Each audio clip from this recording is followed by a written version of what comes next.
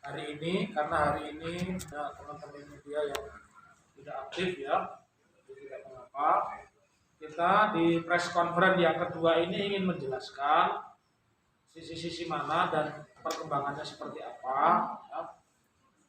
Kemudian apa yang sudah dilakukan dan apa yang akan dilakukan, dan secara apa namanya teknis saya memberikan pengantar saja biar disampaikan oleh prinsipal kami atau klien kami Michelle Kunli terkait dengan, kalau saya bilang ya namanya perseteruan ya dengan manajemen PT Persis Solo Saestu yang saya menilainya tidak wise dan tidak dewasa begitu ya, karena mau tidak mau nanti juga akan bergulir ke pengadilan perselisihan hubungan industrial, walaupun kita berdua dari awal punya komitmen sebenarnya tidak menghendaki ya, karena hukum itu bukan solusi yang terbaik itu sebenarnya solusi itu di luar hukum.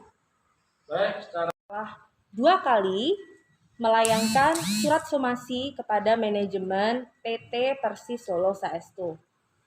Somasi pertama sudah dilayangkan pada tanggal 27 Mei 2021.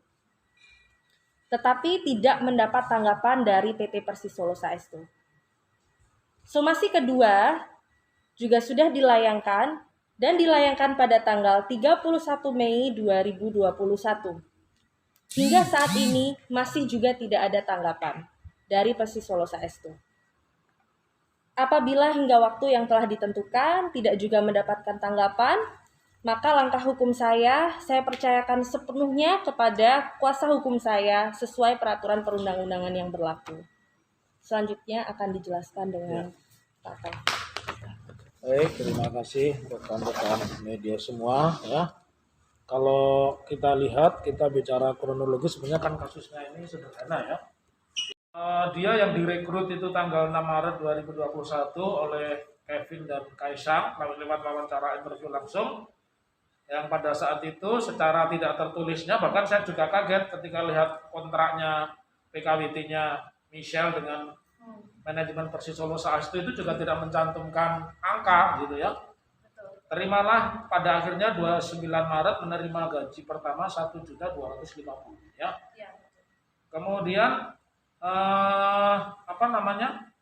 satu ketika sekitar 1 April dia tanya ya, apakah ini ada latihan jam berapa, tapi jawabannya justru di prank itu artinya ketika dia datang disuruh datang sore ternyata latihannya pagi. Nah, mungkin seperti teman-teman media sudah masuk listing tapi tiba-tiba nggak boleh datang kan gitu.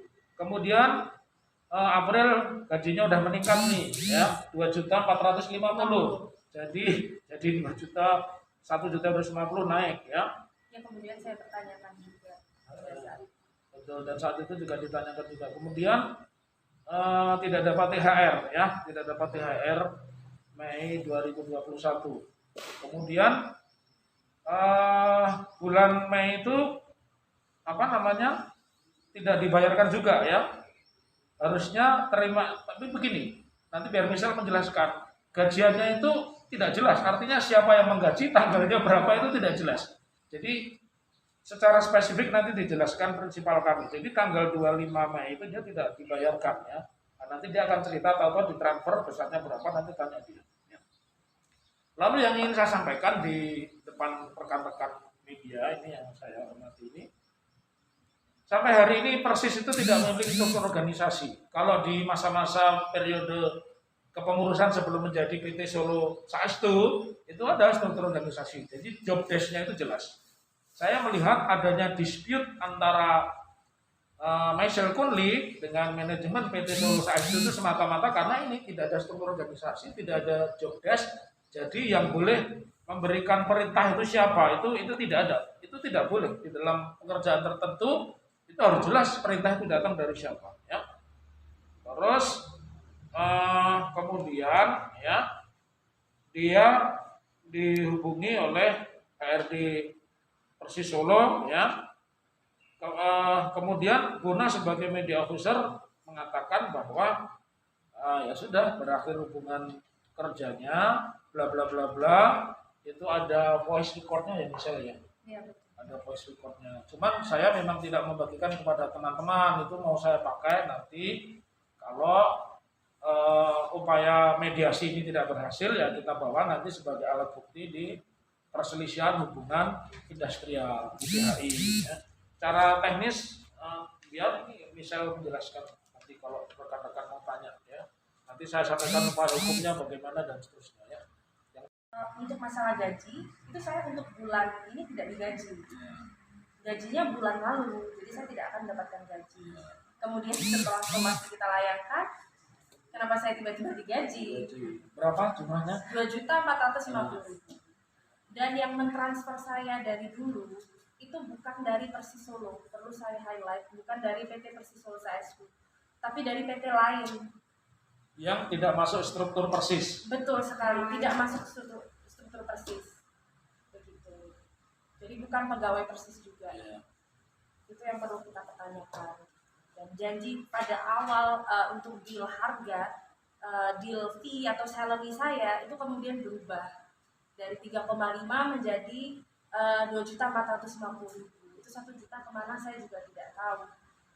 Dan kemudian juga sempat ada interview atau sempat ada reporter yang sempat menanyakan dari pihak manajemen, saya baca bahwa mereka menyebutkan bahwa 3.500.000 itu nanti akan diberikan kalau misalkan saya lolos probation.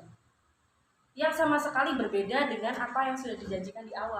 Bukan 3.500.000 tanggal 6 Maret ya. Betul. 3.500.000 ya pada saat kamu masuk, yaitu gaji kamu, mau lolos probation atau tidak itulah gaji kamu. THR pun saya juga tidak dapat. Padahal kan sebagai pegawai itu kalau sudah ikut kan tetap mendapatkan THR. Mana saya sudah di situ selama 2 bulanan gitu kan. Harusnya ada dan itu tidak ada sama sekali. Itu juga saya tidak tahu kok bisa sampai THR tidak ada. Kok bisa gaji sampai dipotong segitu. Nah saya yang gajinya segini saja bisa turun jadi 2.450.000. Bagaimana dengan yang gajinya MM-an atau yang puluhan juta atau yang ratusan juta kan kita juga belum tahu dan itu perlu dipertanyakan juga.